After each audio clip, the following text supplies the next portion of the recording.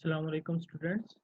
आज के टॉपिक में हम पढ़ेंगे वैलेंसी क्या होता है और रेडिकल्स क्या होते हैं और कैसे वैलेंसी जो है वो आयनिक और कोवलेंट कंपाउंड्स में वेरी करती है।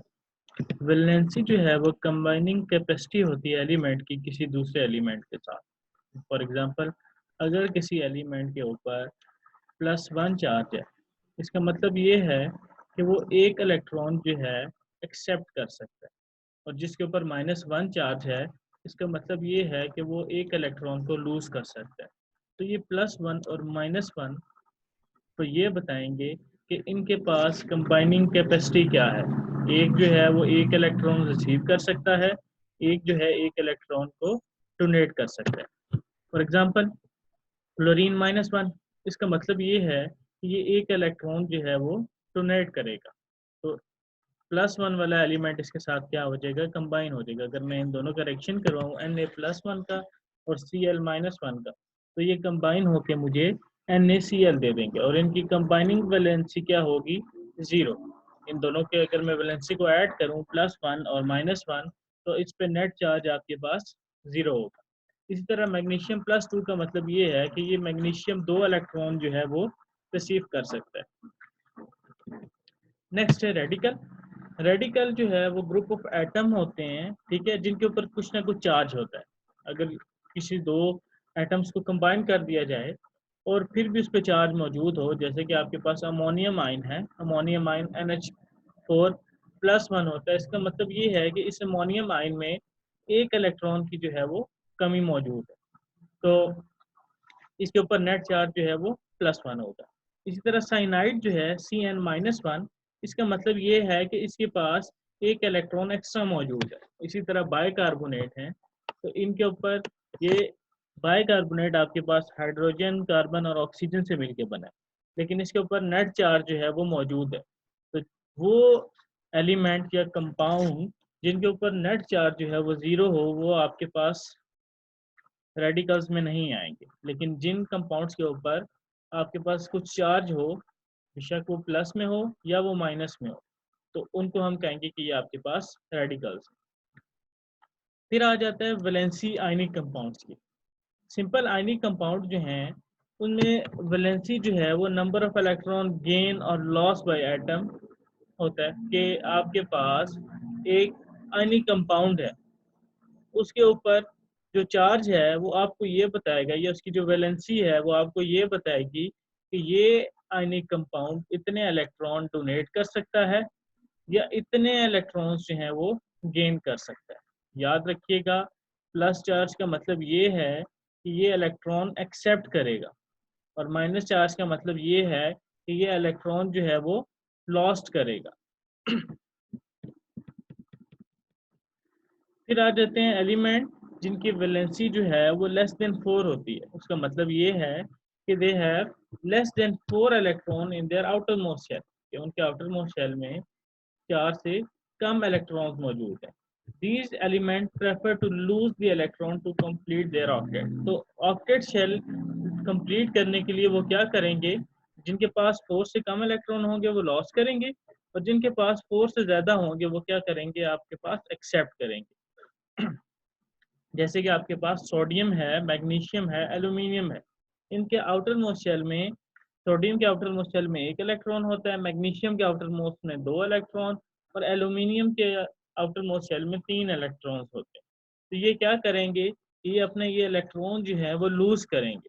जब ये लूज करेंगे तो किसी और के साथ बॉन्ड बनाएंगे, और इस तरह जो है वो आपके पास बॉन्डिंग होती है, या आयनिक कंपाउंड में जो है वो कंसेप्ट है कि जब आयनिक कंपाउंड्स में आपके पास अगर वैलेंसी जो है वो <4 है, तो वो क्या करेगा, अपने आउटर मोस्ट इलेक्ट्रॉन को लूज करेंगे। अब बात करते हैं उन एलिमेंट की जिनकी वैलेंसी जो है वो 4 से ज़्यादा हो। तो वो एलिमेंट क्या करेंगे, वो अपना ऑक्टेट शेल, ऑक्टेट का मतलब होता है कि आउटर मोस्ट शेल में 8 इलेक्ट्रॉन्स मौजूद है, तो वो अपने 8 इलेक्ट्रॉन्स को कंप्लीट करने के लिए क्या करेंगे, इलेक्ट्रॉन को एक्सेप्ट करेंगे। एग्जाम्पल, आपके पास नाइट्रोजन है, ऑक्सीजन है, क्लोरीन है। इनके आउटर मोस्ट शेल में जो है वो 5, 6 और 7 इलेक्ट्रॉन्स होते हैं।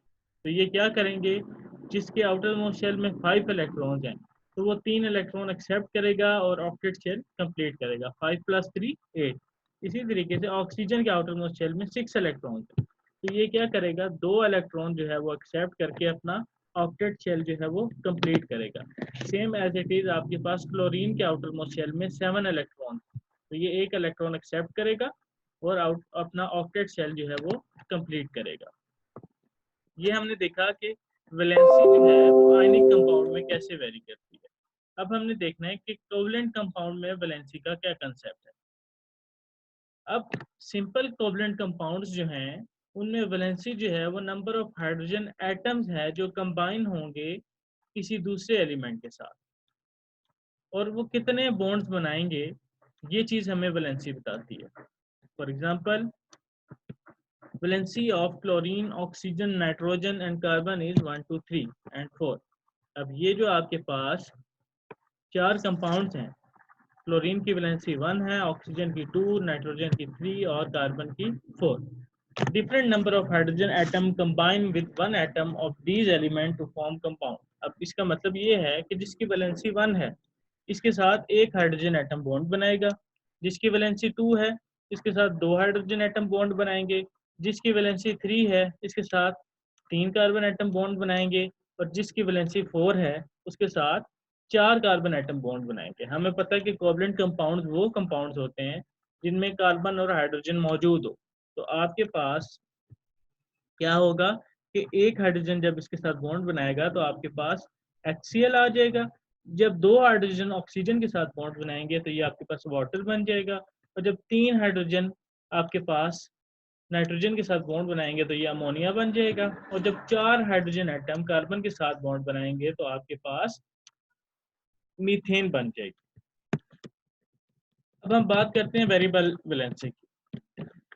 वेरिएबल वैलेंसी का मतलब ये है कि आपके पास कुछ एलिमेंट ऐसे होते हैं जिनकी वैलेंसी वेरी करती है, कि एक ही एलिमेंट की आपके पास एक से ज़्यादा वैलेंसी मौजूद हो। जैसे कि आपके पास फेरस सल्फेट है, इसमें आयरन की वैलेंसी जो है वो 2 है, लेकिन अगर हम फेरिक सल्फेट की बात करें तो इसमें जो आयरन की वैलेंसी है वो आपके पास 3 है। तो वो एलिमेंट जो एक से ज़्यादा वैलेंसी शो करते हैं उन एलिमेंट्स की वैलेंसी को हम वेरिएबल वैलेंसी कहते हैं। अब इसकी वजह ये है कि फिरम जो है वो लैटिन और ग्रीक नेम है आयरन का। अब इसके एंड में आपके पास OUS है लोअर वैलेंसी के लिए, और फेरस जो है इसके एंड में IC है फॉर हायर वैलेंसी। तो आपके पास फेरिक जो है उसकी वैलेंसी हाई है 3, और जो फेरस है उसकी वैलेंसी आपके पास लो है 2। दोनों हैं आयरन ही, लेकिन क्या है कि नंबर वैलेंसी जो है वो चेंज हो गई है। अब ये कुछ एलिमेंट्स हैं हमारे पास और रेडिकल्स हैं, ये उनके सिंबल्स दिए हुए हैं और उनके कॉमन वैलेंसीज दी हुई हैं। जैसे कि आपके पास सबसे पहले सोडियम आ जाता है, सोडियम की वैलेंसी 1 है, पोटेशियम की 1 है, सिल्वर की 1 है, और सेम एज इट इज ये आपके पास कुछ एलिमेंट की वैलेंसीज और रेडिकल की वैलेंसीज दी हुई हैं। अब ये आपके पास यहाँ तक जो है वो वैलेंसीज हैं, और इसके बाद आपके पास रेडिकल्स कंपाउंड आ जाते हैं जिनके ऊपर कुछ नेट चार्ज मौजूद होता है। अब हम देखते हैं कि कंपाउंड जो है क्या होता है। कंपाउंड वो सब्सटेंस है जो 2 या 2 से ज़्यादा चीज़ों से केमिकली कंबाइन होकर बना हो। जैसे कि आपके पास ग्लूकोज है, ग्लूकोज में आपके पास C6H12 और O6 कार्बन एटम्स आपस में केमिकली कंबाइन होते हैं फिक्स रेशियो के साथ। फिक्स रेशियो का क्या मतलब है कि आपके पास 6 एटम जो है वो कार्बन के, 12 एटम जो हैं वो हाइड्रोजन के, और 6 एटम जो हैं वो ऑक्सीजन के, अगर ये आपस में केमिकली कंबाइन होंगे इसी रेशियोज के साथ तभी आपके पास ग्लूकोज बनेगा। अगर आप इस C6H12O6 में से किसी एक चीज़ की भी नंबर ऑफ एटम को कम कर दो, लेट्स सपोज मैं C5 कर देता हूँ, तो हम इस कंपाउंड को ग्लूकोज नहीं कहेंगे। इसी तरह फेरस सल्फेट जो है वो आपके पास एक आयरन का एटम, एक सल्फर का एटम और 4 ऑक्सीजन के एटम केमिकली कंबाइन होकर बनाते हैं। इसी तरह वाटर जो है वो आपके पास H2O होता है, आप कभी भी वाटर को H3O नहीं कहोगे। जब 2 हाइड्रोजन के एटम एक ऑक्सीजन के एटम से केमिकली कंबाइन होगा तभी हमारे पास वाटर बनेगा। अब आपके पास कंपाउंड के कुछ करैक्टरिस्टिक्स होती हैं, कुछ खसूसियात होती हैं। कंपाउंड जो है वो एलिमेंट हैं जो केमिकली कंबाइन होते हैं फिक्स रेशियो के साथ। आप उनको फिजिकल मिक्सिंग नहीं करते। अब कंपाउंड में होता क्या है कि जब आपने 2 या 2 से ज़्यादा चीज़ों को केमिकली कंबाइन किया फिक्स रेशियो के साथ, तो हर एलिमेंट की जो अपनी अकेली प्रॉपर्टीज़ होती हैं, वो अपनी उस प्रॉपर्टी को लूज़ कर देते हैं और वो एक एंटायरली डिफरेंट कंपाउंड बना देते हैं कि आपके पास वो एलिमेंट उस कंपाउंड की प्रॉपर्टी शो करेगा, ना कि उस इंडिविजुअल एटम की प्रॉपर्टी शो करेगा जिससे मिलके वो चीज़ बनी है। कंपाउंड्स को आप जो है एलिमेंट के अंदर तोड़ नहीं सकते सिंपल फिजिकल मेथड के तहत। फिजिकल मेथड के तहत आप कंपाउंड को अलग अलग नहीं कर सकते और तमाम कंपाउंड्स को हम केमिकल फार्मूला के साथ आइडेंटिफाई करते हैं और कंपाउंड्स के मेल्टिंग पॉइंट्स और बॉइलिंग पॉइंट जो हैं वो फिक्स होते हैं। अब कंपाउंड को क्लासिफाई किया गया है आपके पास आयनिक कंपाउंड्स में और कोवलेंट कंपाउंड में। अब आयनिक कंपाउंड जो है वो इंडिपेंडेंट मॉलिक्यूलर फॉर्म की फॉर्म में एग्जिस्ट नहीं करते।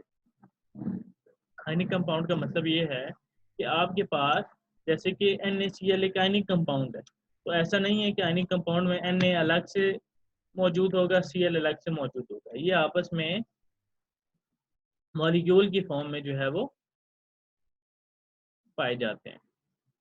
अब आपके पास जो आयनिक कंपाउंड होते हैं ये 3 डायमेंशनल क्रिस्टल लैटिस फॉर्म करते हैं, जिसमें हर आयन को ऑपोजिटली चार्ज आयन ने सराउंड किया होता है कि अगर आपके पास एक NaCl एटम है तो उसके साथ Na प्लस एटम है, उसके साथ Cl माइनस एटम मौजूद होगा, उसके बाद एक प्लस वाला एटम मौजूद होगा, उसके बाद एक माइनस वाला एटम मौजूद होगा।